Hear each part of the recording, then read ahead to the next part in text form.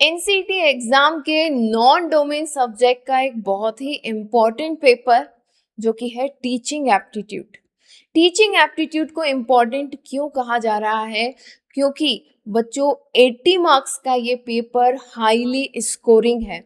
अगर इस पेपर में आप अच्छा स्कोर कर लेते हैं तो आप टीयर 1 कॉलेजेस में सिलेक्शन लेने के लिए एलिजिबल हो जाते हैं। डायरेक्ट ये आपको 80 मार्क्स का एक बूम देता है और इसे तैयार करना बहुत ही इजी है अगर आप मेरी इन बताई हुई स्टेप्स को फॉलो करते हैं। तो आज के इस सेशन को देखने के बाद एनसीईटी एग्जाम में टीचिंग एप्टीट्यूड का क्या सिलेबस रहेगा, क्या पढ़ना है, कैसे तैयारी करना है, ऐसे किसी भी तरह के डाउट अब आपके मन में नहीं रहेंगे। At the end of this session आपको सारी चीज़ों की क्लैरिटी होगी। बट आपको ये सेशन ध्यान से देखना है, पूरा देखना है और कोशिश करना है कि जो बताई हुई स्ट्रेटजी है, जो स्टेप्स हैं, उन्हें फॉलो करना है। तो चलिए स्टार्ट करते हैं अपने सेशन को। सबसे पहली चीज, अगर आपके मन में कोई भी डाउट आता है इस एग्जाम को लेकर के, किसी भी सब्जेक्ट को लेकर के एनसीईटी एग्जाम से रिलेटेड, आप नीचे कमेंट सेक्शन में जरूर लिखें। Definitely I am going to reply all the doubts. Secondly, हमारे चैनल को ज़रूर सब्सक्राइब करें और हमारी व्हाट्सएप कम्युनिटी से ज़रूर जुड़े, जहाँ पर लेटेस्ट अपडेट, स्टडी मटेरियल सब कुछ आपके साथ शेयर किया जाता है। सभी चीज़ों की लिंक नीचे डिस्क्रिप्शन में दी हुई है। तो देखिए बच्चों, किसी भी एग्ज़ाम की जो तैयारी है वो आधी ऐसे ही कंप्लीट हो जाती है जब आपके पास उसका कंप्लीट सिलेबस हो और उस सिलेबस की अंडरस्टैंडिंग हो। तो सबसे पहला पॉइंट ही हमारा सिलेबस है। क्यों? क्योंकि सिलेबस की समझ अगर आपके अंदर है, सही सिलेबस है अगर आपके पास, then you have win the half of the battle, है ना। आधी लड़ाई तो आप यूं ही जीत जाते हैं। ऐसा मैं क्यों कह रही हूँ बच्चों? 2026 में टीचिंग एप्टीट्यूड का सिलेबस चेंज हुआ है, ठीक है। न्यू सिलेबस आया है टीचिंग एप्टीट्यूड का, जिसको शॉर्ट में मैं टीए कहती हूँ। 2026 में न्यू सिलेबस आया है। ये जो सिलेबस है 10 यूनिट का सिलेबस है, ये आपको ध्यान रखना है। इस 2026 में जिन बच्चों ने एग्जाम दी उनमें से 40% ऐसे बच्चे थे जिन्होंने पुराने सालों का सिलेबस पढ़ा और उसके अकॉर्डिंग तैयारी की, बार बार बताने के बावजूद। तो आप पहली चीज तो दिमाग में ये बिठा लें कि 2026 में ही सिलेबस चेंज हुआ है, अब इसके चेंज होने के कोई आसार नहीं है। 10 यूनिट का आपका सिलेबस है। 8 यूनिट वाले सिलेबस को आपको देखना तक नहीं है, 10 यूनिट का आपका सिलेबस है। सबसे पहली चीज, ठीक है। ये 10 यूनिट्स कौन सी हैं? सबसे पहले ये देख लेते हैं जल्दी से। सबसे पहला है awareness of education system, diversity in learning, match करके पढ़ना है आपको सारी चीजें। Teaching learning process, fourth assessment है, fifth classroom management, then sixth role and responsibility of teacher, seventh is awareness about recent educational initiative, subject knowledge, ninth ICT in education and 10th narratives. That's it. ये 10 unit का आपका syllabus है, ठीक है। ये सही syllabus है, इसी सिलेबस को आपको फॉलो करना है ऑफ 10 यूनिट। पहली चीज क्लियर। दूसरी चीज हमारे सामने आती है पेपर पैटर्न। पेपर में क्या क्या आता है, कितने नंबर का आता है। तो ऑब्वियस सी बात है कि 10 यूनिट का सिलेबस है तो इन 10 यूनिट से ही क्वेश्चन आएंगे। पर कितने क्वेश्चन आते हैं ये देखिए, आपका पेपर पैटर्न यहाँ पर दिया हुआ है और इसमें आप पाएंगे कि देखिए, ये तो आप सभी को पता है 7 सब्जेक्ट्स होते हैं एनसीईटी एग्जाम में। उसमें से एक आपका नॉन डोमेन का सब्जेक्ट है, that is teaching aptitude. Teaching aptitude के बेटा टोटल 23 क्वेश्चंस होते हैं। उनमें से आपको जो 20 आते हो वो आपको करना है, नहीं आते नहीं करना, छोड़ देना है ना। ऐसा तो होता नहीं है कि भाई 20 करना ही है, ऐसा बिल्कुल भी नहीं है, ठीक है। जितने आते हैं उतने करने हैं। मैक्सिमम आप 23 में से 20 कर सकते हो, ये चीज क्लियर है, ठीक है। कई बार आपके सामने ऐसी कंफ्यूजिंग चीजें आएंगी, पर आपको ध्यान रखना है कि 23 में से आपको कोई से भी 20 करना है। अगर 20 आते हैं तो 20 करना है, नहीं आते 10 आते 10 करो, 5 आते 5 करो, ठीक है। क्यों ऐसा क्यों कहा जा रहा है? क्योंकि यहां पर नेगेटिव मार्किंग है, राइट, -1 की नेगेटिव मार्किंग है, तो ये आपको ध्यान में रखना है, जितना आता है उतना ही करना है। नाउ क्या किसी सिलेबस के किसी पर्टिकुलर यूनिट से कुछ क्वेश्चन आते हैं? ऐसा कुछ भी नहीं है। रैंडमली 10 जो है यहाँ पर यूनिट्स दी हुई है। अभी तक ऐसा कुछ रेशो देखा नहीं गया कि यूनिट 1 से कितने आते हैं, यूनिट 2 से कितने आते हैं। हमें 20 क्वेश्चन करना है तो हम मान के चलते हैं कि पर यूनिट 2 क्वेश्चंस आ सकते हैं, but still it's not fixed, ठीक है। अब इम्पॉर्टेंट क्या है इसमें, वो मैं आप सभी से इम्पॉर्टेंट टॉपिक्स में डिस्कस करूंगी। अभी तो हम जस्ट एक अंडरस्टैंडिंग ले रहे हैं, ठीक है। एक कंप्लीट इंफॉर्मेशन आपको मिल जाएगी। इंपॉर्टेंट चीजें क्या है वो हम लोग बाद में पढ़ेंगे। सबसे पहली चीज तो ये है कि आपको सारी चीजें पढ़नी है, ठीक है, क्योंकि अभी आपके पास पूरा साल है, राइट। चलिए तो आगे बढ़ते हैं। एंड ये आपका पेपर पैटर्न है। जो डोमेन सब्जेक्ट है वहां पर डोमेन सब्जेक्ट और जनरल टेस्ट के 25 क्वेश्चंस आते हैं। 28 क्वेश्चन आते हैं। 28 में से आपको 25 करने होते हैं, ठीक है। बाकी लैंग्वेज 1, लैंग्वेज 2 और टीचिंग एप्टीट्यूड के 23 में से आपको 20 क्वेश्चंस करने होते हैं। That we will discuss later. आज हम लोग टीचिंग एप्टीट्यूड पर फोकस कर रहे हैं।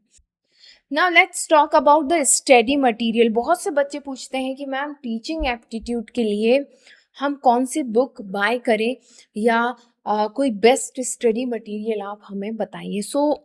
सबसे पहली चीज़ अभी तक ऐसी कोई बुक नहीं है मार्केट में जिसमें टीचिंग एप्टीट्यूड का पूरा सिलेबस हो, और अगर है भी सो बिलीव मी उसमें बहुत ही रैंडम चीजें दी हुई है, because I have explored each and every book available in the market, ठीक है। मैं कहूंगी there is no need to buy teaching aptitude book.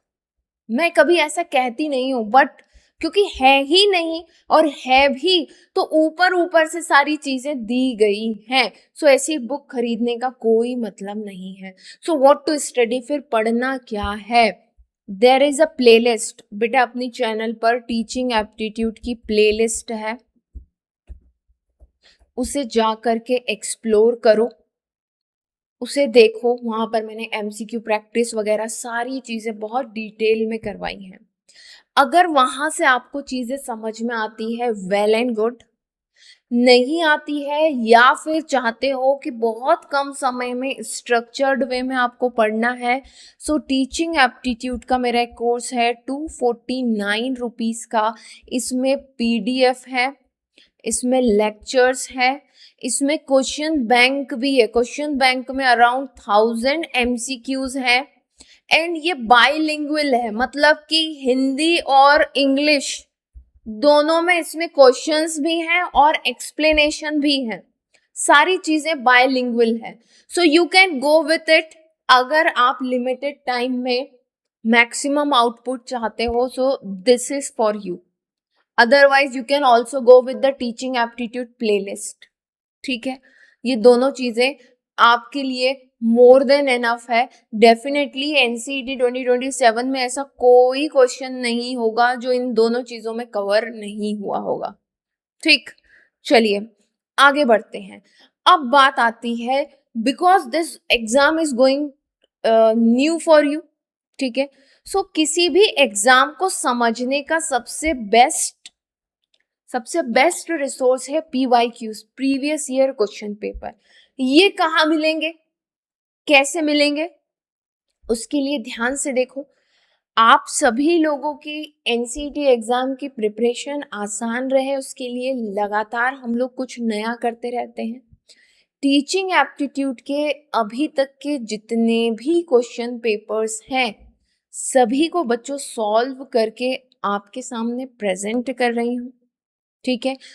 Obvious सी बात है, इनका एक्सप्लेनेशन सारी चीज़ें हम लोग अलग से करेंगे, but just to give you an understanding कि किस तरह का एग्ज़ाम होता है, कैसा पेपर आता है, ये सारी चीज़ें आपके लिए डेवलप की गई हैं। आप इन रिसोर्सेज का भरपूर यूज़ कीजिए, अच्छे से यूज़ कीजिए, अपने फ्रेंड्स के साथ भी इसे शेयर ज़रूर कीजिए, ठीक है।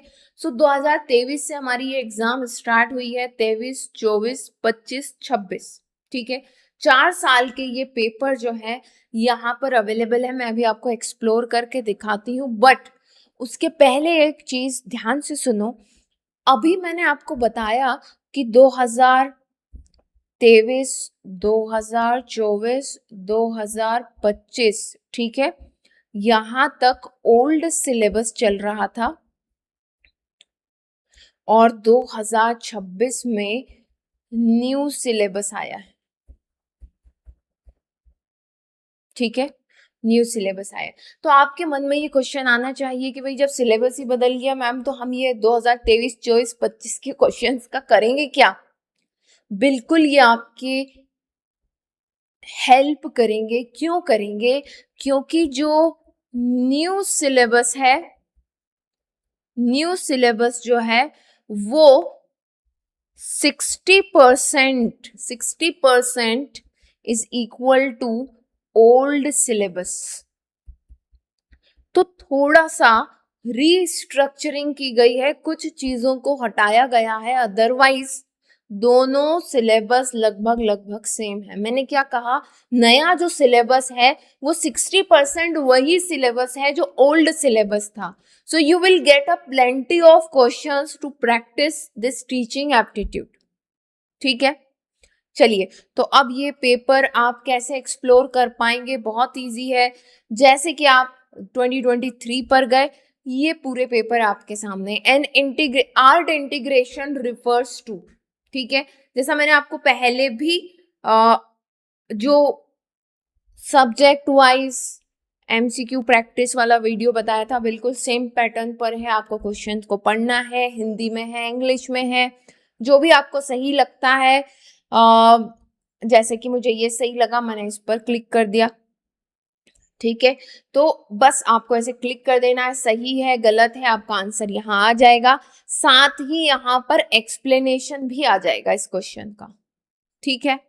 So in this way Hindi English दोनों में आप अपनी प्रिपरेशन कर सकते हैं। सो हियर 2023 का है, 2024 का पेपर है, ठीक है। इसी तरह से लिंक आपको सभी की व्हाट्सएप ग्रुप पर मिल जाएगी, कमेंट सेक्शन में एंड वीडियो के डिस्क्रिप्शन में मिल जाएगी। 2025, ठीक है, सेम पैटर्न पर यहाँ पर आपके स्कोर भी आते रहेंगे। So you get a idea कि भाई हमारा क्या स्कोर जा रहा है। 23 में से आप 23, आप यहाँ पर तो प्रैक्टिस चल रही, तो 23 ही अटेम्प्ट कर लो, यहाँ क्या चूज करना है ना। एंड 2026, ठीक है, right. So in this way this will going to give you a complete package actually कि सिलेबस क्या है, पैटर्न क्या है, कैसे पढ़ना है। प्लेलिस्ट पर जाकर के पढ़ लो, या कोर्स में इनरोल होना चाहते हो कोर्स में जाकर के पढ़ लो। और ये PYQs सभी के लिए फ्री में अवेलेबल है, लिंक नीचे है। जितनी बार प्रैक्टिस करना चाहते हो उतनी बार कर सकते, ठीक। इसके अलावा भी अगर मन में कोई डाउट है सो कमेंट सेक्शन में ज़रूर लिखना, definitely I am going to answer it, okay. चलो फिर जल्दी मिलते हैं नेक्स्ट सेशन में, तब तक के लिए best of luck and bye bye bye.